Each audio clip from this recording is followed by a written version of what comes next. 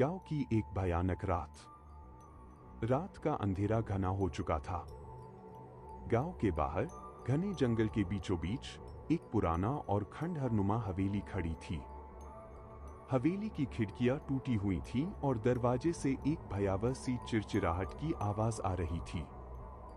गांव के लोगों ने कई बार उस हवेली के बारे में अजीबोगरीब कहानियां सुनी थी।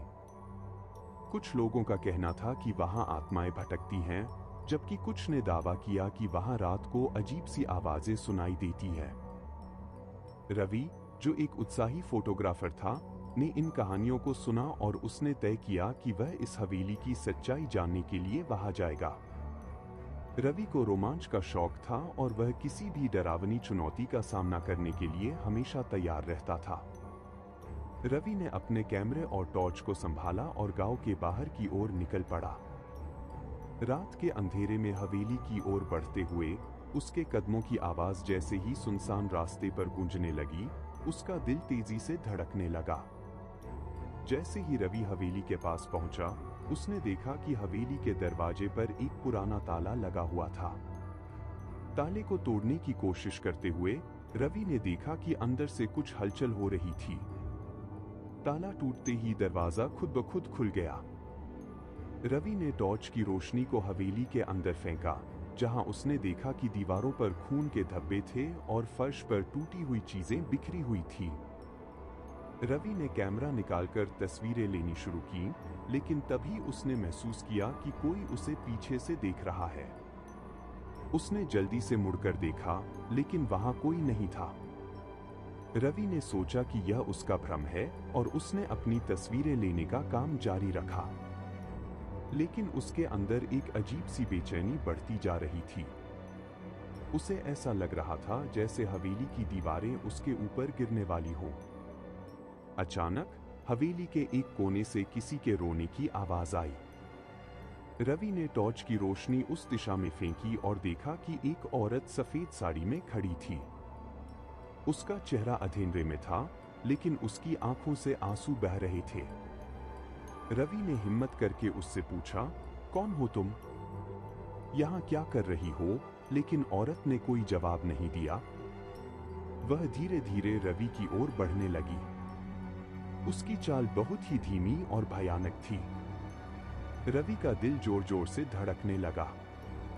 उसने कैमरा नीचे रखा और भागने की कोशिश की, लेकिन उसके पैर जैसे जड़ हो गए थे।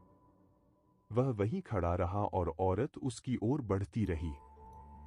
जब वह औरत रवि के करीब पहुंची, उसने अपने चेहरे से बाल हटाए और रवि ने देखा कि उसका चेहरा बहुत ही विकृत था।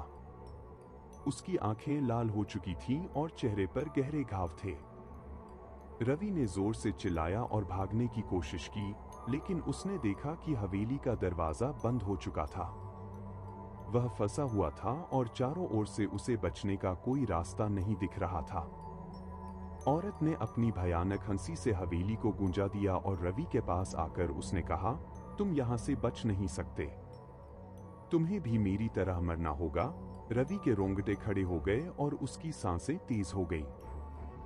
रवि ने अपनी पूरी ताकत से दरवाजा खोलने की कोशिश की, लेकिन वह टस से मस नहीं हुआ।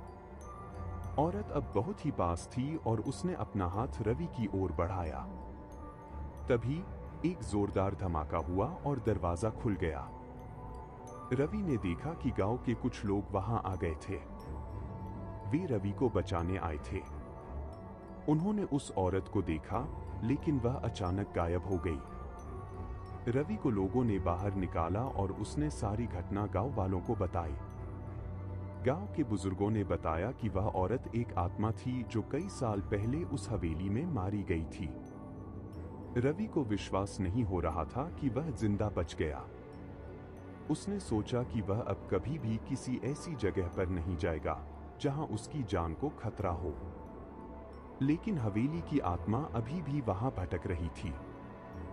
गांव वालों ने हवेली को फिर से बंद कर दिया और किसी को भी वहां जाने से मना किया। रवि ने भी उस दिन को अपनी जिंदगी का सबसे भयानक दिन मान लिया।